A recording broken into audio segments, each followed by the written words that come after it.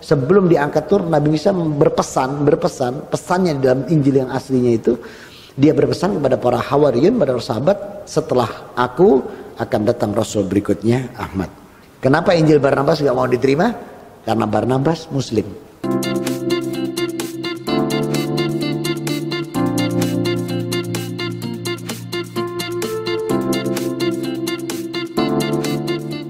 Nah, rata-rata orang Kristen tidak pernah mengenal atau bahkan mendengar tentang yang namanya Injil Barnabas, yang mengatakan bahwa Yesus itu bukan Tuhan, Yesus itu tidak disalibkan, Yesus itu diselamatkan Allah, bahkan Yesus itu menubuatkan tentang kedatangan Muhammad. Pertanyaannya adalah, seberapa sahkah kita bisa percaya akan yang namanya Injil Barnabas ini? Gue cukup amazed dari respon teman-teman yang antusias banget agar gue membahas tentang Injil Barnabas. Thank you banget buat respon dari teman-teman semua. Dan gue akhirnya membuat video Injil Barnabas ini. Semoga mencerahkan setiap kita. Jadi dalam video ini gue akan menunjukkan kepada teman-teman bahwa Injil Barnabas itu tidak layak untuk dipercaya. Bahkan meskipun para kristolog yang kepedean itu suka menggunakan Injil Barnabas, tahukah teman-teman bahwa sebenarnya isinya bertentangan dengan Al-Quran? So, gue mengajak teman-teman untuk menyimak video ini sampai habis. Jangan di skip supaya nggak gagal paham. Di dalam Alkitab yang dipegang oleh orang Kristen hari ini, tidak ada yang namanya Injil Barnabas. Karena memang naskah Injil Barnabas sampai hari ini hanya ditemukan di dalam 2 manuskrip aja. Yang pertama adalah manuskrip berbahasa Italia, sedangkan manuskrip yang lain yaitu manuskrip berbahasa Spanyol yang kemungkinan besar berasal dari daerah Afrika. Nah, di dalam pembukaan Injil ini dikisahkan bahwa Yesus itu menegaskan sebuah larangan untuk makan babi dan menegaskan praktek sunat. Bahkan ada begitu banyak perspektif-perspektif di dalam kitab Injil ini yang mirip sekali dengan perspektif Islam. Misalnya di bab 14 dikatakan bahwa yang dipersembahkan oleh Abraham adalah Ismail. Lalu dikatakan Yesus itu menubuatkan tentang kedatangan Muhammad. Dikatakan Yesus itu diselamatkan oleh Allah lalu ditaruh di surga di tingkat ketiga. Lalu Yudas itu diserupakan seperti Yesus lalu kemudian ditangkap. Jawab ini Yesusnya tadi. Sesungguhnya Isa sudah diselamatkan Allah Bapa. Nah, di ayat ini dari dulu saya paksakan ini, saya tanyakan, selalu saya dicegat dan dikatakan pertanyaan iblis. Dia ngomong, sesungguhnya Isa sudah diselamatkan Allah. Berarti ini bukan Isa ini. Sopo? Ya Yudas ini mau lah. Yudas nangis-nangis lalu mengatakan, Tuanku, Tuanku, kenapa engkau meninggalkan aku? Nah, terus dia bengok-bengok lagi, Eli, Eli, lama sabaktani, gitu ya. Tuanku, Tuanku, maksudnya tuan guru Isa, kok aku mau tinggal, tak tulungi, tak ganteni aku mau tinggal gitu maksudnya. Bahkan dikisahkan di dalam bab paling akhir bahwa sejumlah murid Yesus dan Paulus itu mengarang kisah palsu tentang Yesus. Nah, semua kisah-kisah tersebut bikin kita mengernyitkan dahi, bukan? Menurut teman-teman, lebih mirip Alkitab atau lebih mirip Al-Quran?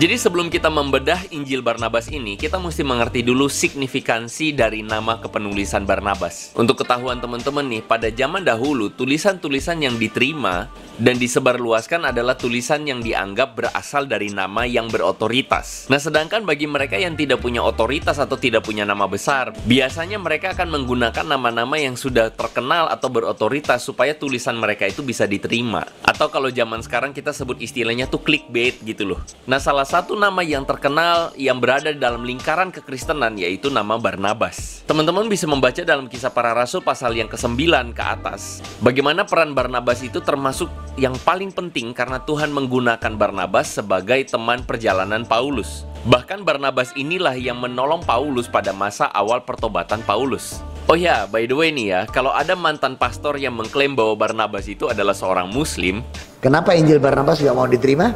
Karena Barnabas Muslim. Jadi logika kita gini aja, kalau Barnabas Muslim maka Paulus pun pasti Muslim. Karena Barnabas lah yang menolong Paulus dalam masa-masa awal pertobatannya, perubahan pembentukan teologinya. Dan kalau Paulus Muslim maka sebagian besar perjanjian baru isinya adalah tulisan Islam juga. But we know the fact bahwa Barnabas adalah seorang Kristen yang saleh, seorang yang takut akan Tuhan, seorang yang mengikut Yesus. Jadi gini, kita mesti tahu dulu bahwa dokumen yang menggunakan nama Barnabas bukan hanya Injil Barnabas. Seenggak-enggaknya ada 3 dokumen yang dikenal orang secara luas yang menggunakan nama Barnabas. Ada yang namanya The Epistle of Barnabas, yaitu surat Barnabas. Ada yang namanya Act of Barnabas atau kisah Barnabas. Dan yang terakhir tentu saja The Gospel of Barnabas atau Injil Barnabas. Nah, jelas 3 naskah ini kepenulisannya itu dipertanyakan. Tentu bukan dari orang yang berotoritas. Dalam hal ini Barnabas, rekan seperjalanan Paulus. Dari antara 3 dokumen yang tadi, kita bisa abaikan yang nomor 2 tadi, Act of Barnabas, karena isinya hampir tidak ada sangkut pautnya dengan argumen para apologet muslim. Yang mereka suka pakai dan yang sering kecampur-campur bagi mereka adalah surat Barnabas, Epistle of Barnabas, dan The Gospel of Barnabas atau Injil Barnabas tadi. Nah, para apologet muslim ini suka menyamakan Injil Barnabas dengan surat Barnabas karena surat Barnabas ini tulisannya berasal dari abad pertama atau abad kedua. Tetapi masalahnya adalah isi dari surat Barnabas ini menegaskan tentang ketuhanan Yesus, penderitaan dan kematian Yesus. Yang pertama adalah Yesus disebut Tuhan, Anak Allah, Tuhan atas semesta yang menghakimi baik yang hidup dan yang mati. Kedua, Yesus itu sudah ada sejak penciptaan, menunjukkan pribadinya yang kekal. Dia adalah Tuhan. Dan yang ketiga, Yesus itu menderita dan mati bagi keselamatan manusia. Nah, dari poin-poin penting teologi surat Barnabas ini, kita tahu bahwa isinya itu selaras atau mendukung apa yang dituliskan juga di dalam naskah Perjanjian Baru atau Alkitab kita. Jadi isi dari surat Barnabas ini bertolak belakang dengan isi dari Injil Barnabas. Jadi sekali lagi, kenapa kita mesti bahas mereka yang suka nyampurin antara Injil Barnabas dengan surat Barnabas ini? Karena tulisan dari Injil Barnabas itu adalah tulisan yang tidak bisa diterima karena berasal dari abad pertengahan itu tadi. Nah, para apologet muslim ini biasanya suka mengklaim Injil Barnabas ini sebagai Injil yang asli karena isinya itu mendukung apa yang menjadi teologi Islam. Tetapi nih ya, seorang pakar Islam namanya Cyril Glasse di dalam The Encyclopedia of Islam, dia menulis begini mengenai Injil Barnabas itu sendiri. Tidak bisa dipertanyakan lagi bahwa jelas-jelas ini adalah tulisan atau buatan abad pertengahan.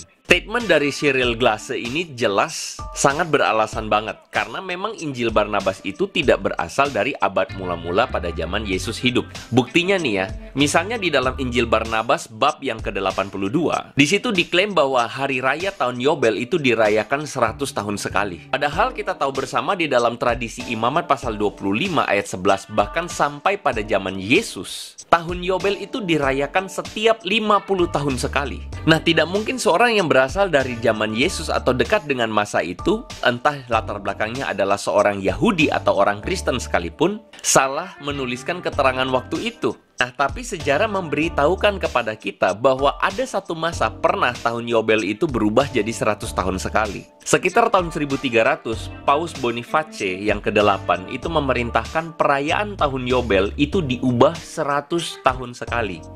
Nah, tetapi barulah pada tahun 1343 Paus Clement yang keempat itu mengembalikan perayaan tersebut 50 tahun sekali. Nah, fakta ini menuntun kita pada sebuah kesimpulan bahwa Injil Barnabas itu ditulis paling tidak setelah keputusan perubahan tahun Yobel itu dirayakan 100 tahun atau pada tahun 1300 atau sesudahnya.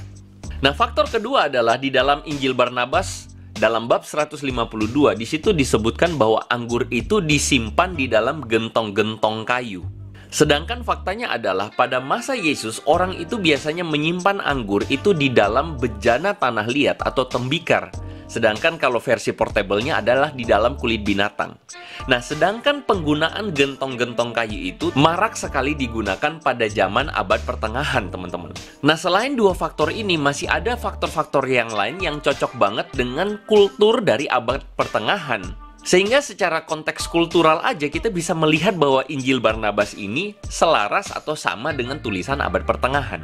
Nah, sedangkan secara teologi tentu Injil Barnabas ini bertolak belakang banget dengan seluruh catatan Injil. Secara logika aja kita pikir nih ya, Injil Barnabas itu berasal dari dua manuskrip. Jika dibandingkan dengan Injil dan tulisan-tulisan dalam Perjanjian Baru yang manuskripnya itu totalnya ada lebih dari 5.800 manuskrip berbahasa Yunani, 10.000 manuskrip berbahasa Latin, bahkan lebih dari 9.300 manuskrip berbahasa lain seperti bahasa Syriak, Slavik, Gotik, Etiopik, Koptik, dan Armenian. Manuskrip-manuskrip perjanjian baru tersebut tersebar ke seluruh dunia, dan seluruh manuskrip-manuskrip perjanjian baru tersebut setuju bahwa Yesus itu adalah anak Allah, Yesus itu adalah Tuhan, Yesus itu menderita dan mati di kayu salib dan akhirnya dibangkitkan. Itu semua berlawanan banget dengan inti teologi dari Injil Barnabas tadi. Apalagi Injil Barnabas memposisikan dirinya sebagai antagonis atau antitesis dari Paulus. Itu lebih nggak mungkin lagi. Apalagi ada yang bilang Barnabas itu Muslim. Lebih nggak mungkin lagi itu.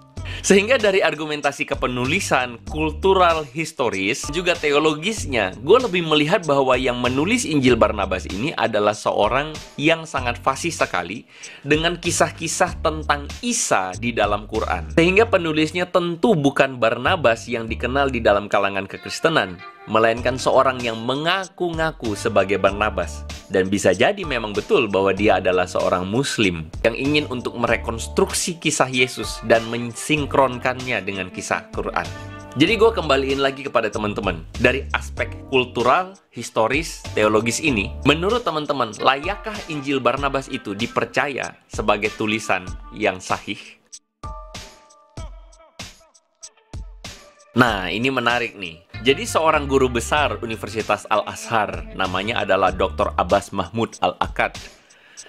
Dia menyatakan bahwa Injil Barnabas itu bukan saja menyerang agama Kristen, tetapi juga menyerang agama Islam. Dia bilang bahwa orang Muslim itu harus jauh-jauh dari Injil Barnabas. Kenapa? Nah, yang pertama nih teman-teman, Injil Barnabas itu mengatakan bahwa Muhammad adalah Mesias, dan Isa itu selalu menyangkal bahwa ia adalah Mesias.